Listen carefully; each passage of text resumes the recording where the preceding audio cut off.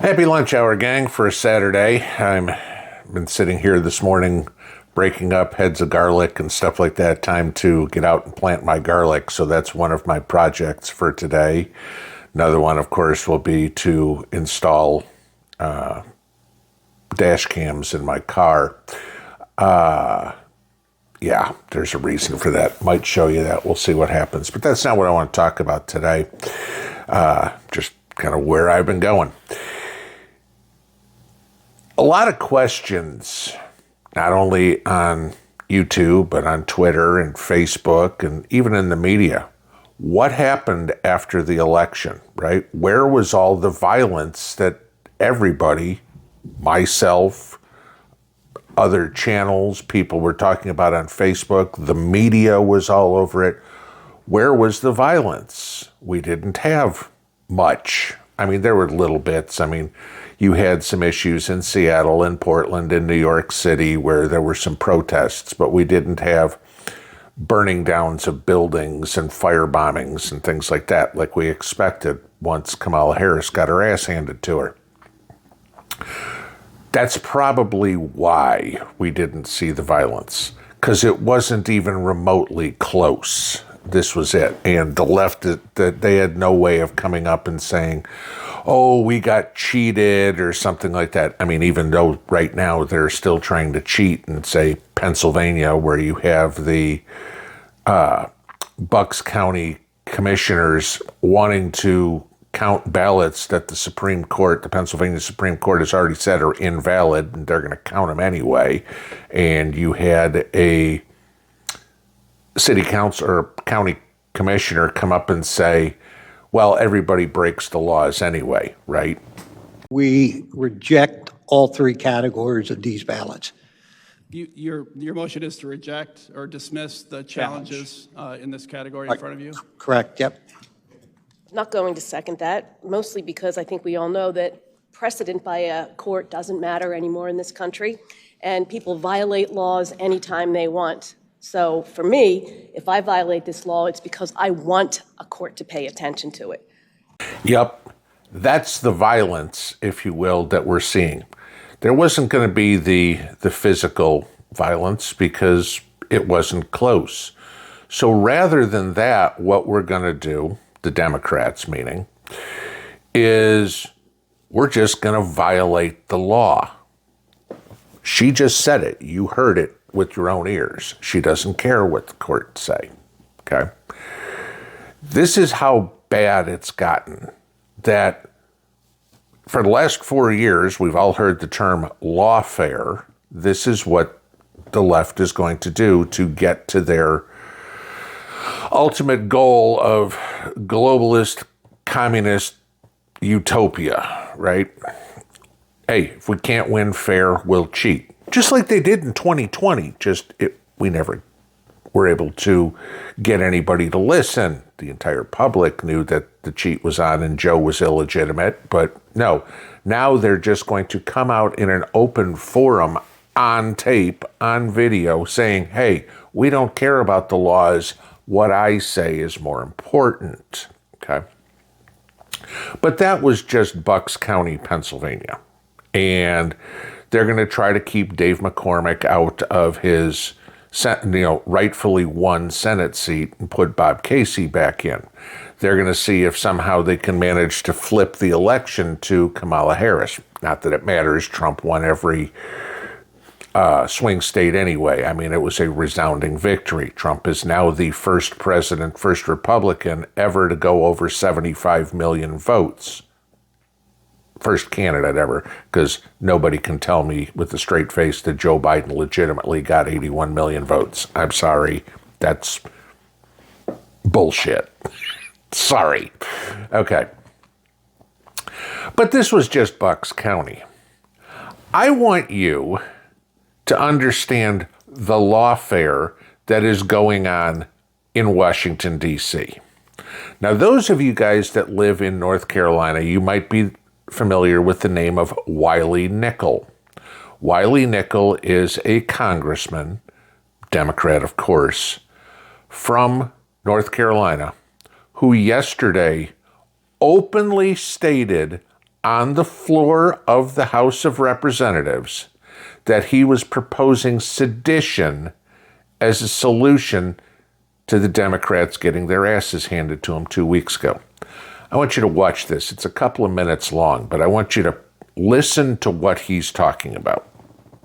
If Trump attempts to weaponize the justice system against his political opponents with Matt Gaetz at the helm, we could see incoming Senator Adam Schiff as our shadow attorney general, arguing against replacing our independent prosecutors with Trump loyalists. If Trump seeks to eliminate the Department of Education, Congresswoman Johanna Hayes, a former Teacher of the Year, could step up as shadow education secretary to loudly defend public education in the United States. If Trump orders Marco Rubio to hand Ukraine and much of Eastern Europe to Russian President Vladimir Putin, Congressman Greg Meeks, as Shadow Secretary of State, could be a strong voice in support of maintaining international relationships and protecting democracy at home and abroad. Senator Michael Bennet as Shadow Treasury Secretary, and Congresswoman Susan DelBene as Shadow Commerce Secretary could help ensure the middle class and small businesses have a voice in government and call out Trump's proposed tax cuts for billionaires and corporations. As Shadow Defense Secretary, Congressman Adam Smith, a great representative for the people of Washington and not a Fox News host, could counter Trump's threat to use military force against his political opponents and work to ensure that the Department of Defense stays loyal to the Constitution and not some wannabe dictator. And Senator Tammy Duckworth could argue against cuts to the Department of Veterans Affairs that would delay the benefits and care our service members have so rightly earned. If Trump hands over the EPA to big oil ally Lee Zeldin, we could see Congresswoman Kathy Castor pushing back for environmental protection and conservation to protect the air we breathe and the water we drink.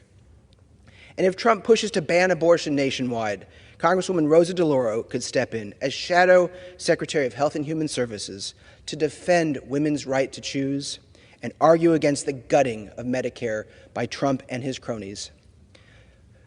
Mr. Speaker, new times require new solutions. The Shadow Cabinet isn't just about opposing extreme MAGA attacks on our government.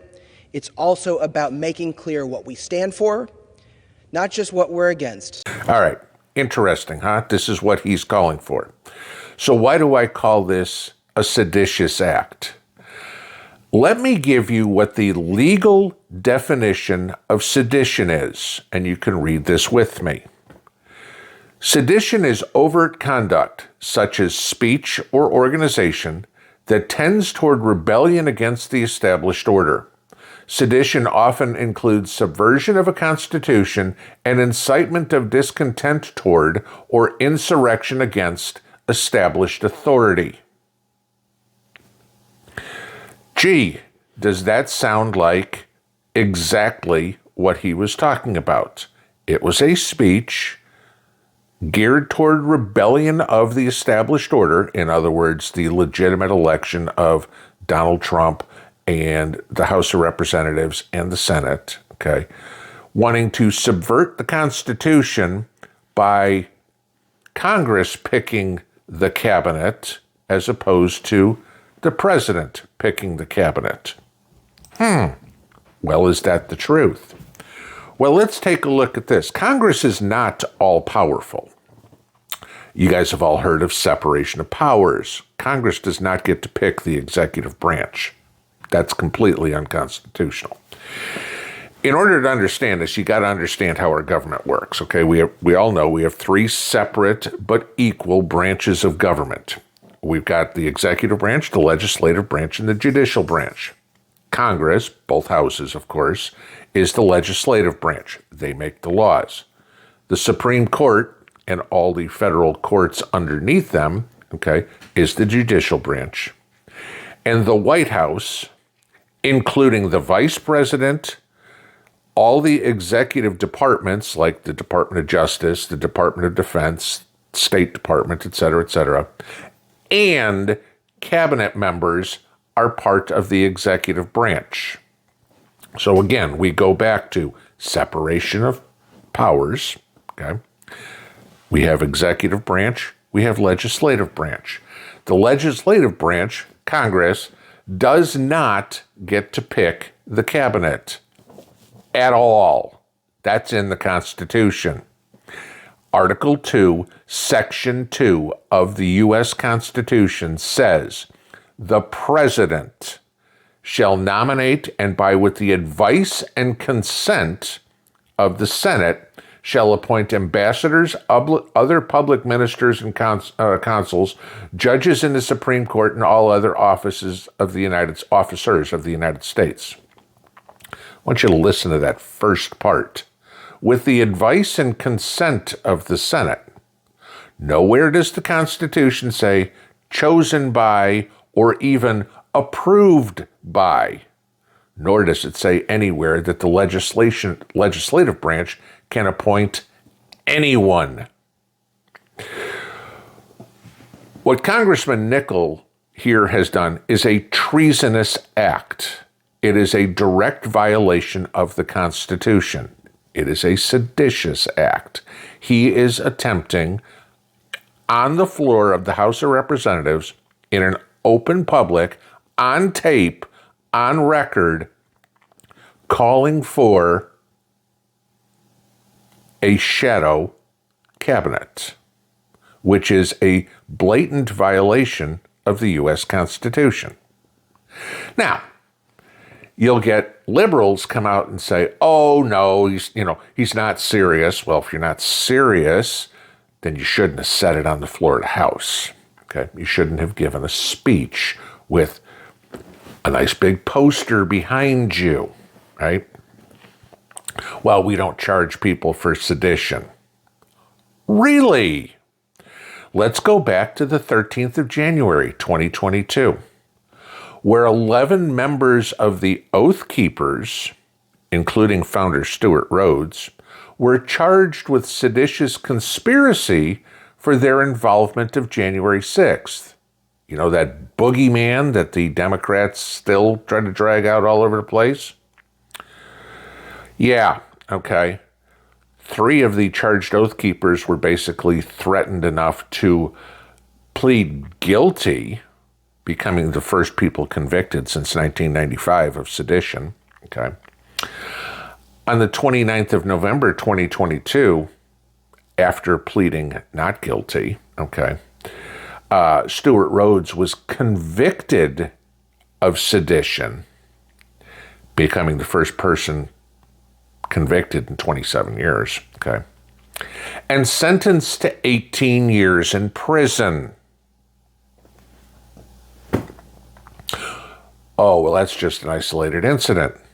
No, it's not. Let's go to the 6th of June, 2022, where 5 members of the Proud Boys, including Enrique Tarrio, who basically founded the group, were indicted for seditious conspiracy again for January 6th.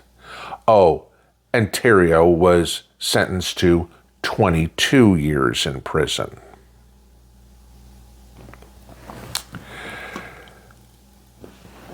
Now let's think about this for a second.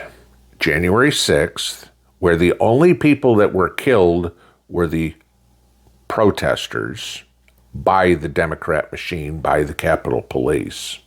Only people killed on that day. There were no cops killed on January 6th, no matter what the leftist media tries to tell you. Okay? None. Nobody tried to overthrow the government. They tried to exercise their First Amendment and protest an election that was rigged.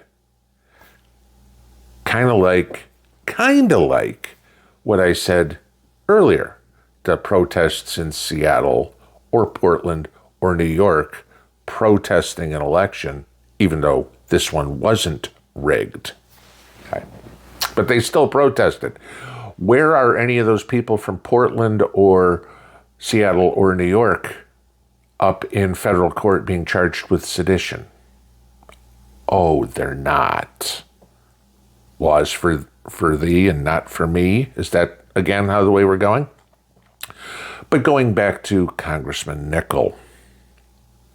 Congressman Nickel did something that's hundreds of times worse than what either Stuart Rhodes or Enrico Tarrio did. Congressman Nickel is an attorney. He's a member of Congress who openly clamors for and has already put enough thought into that he, the all-powerful Wiley Nickel, has chosen who will be the shadow cabinet, the ones that will really make the laws, not the executive branch. Because we all elected Wiley Nickel to be the supreme leader of the land, didn't we? This is what's going on, guys.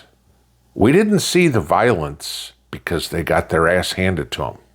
We're seeing more of the same that we saw for the last 4 years. Lawfare.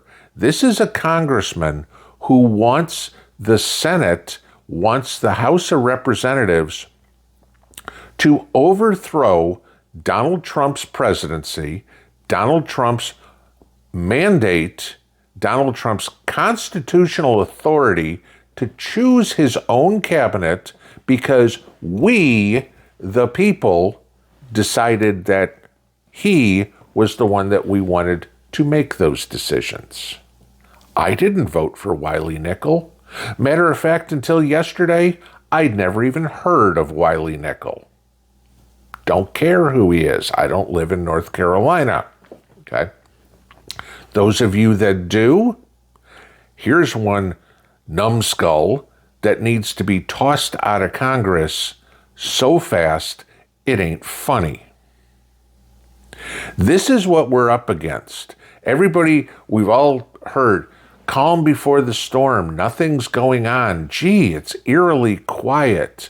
You know, the media's whining about Matt Gaetz or Tulsi Gabbard or RFK chosen to be in the cabinet. Why? Because this is their plan. They don't plan on letting the Secretary of State discuss with foreign leaders foreign policy.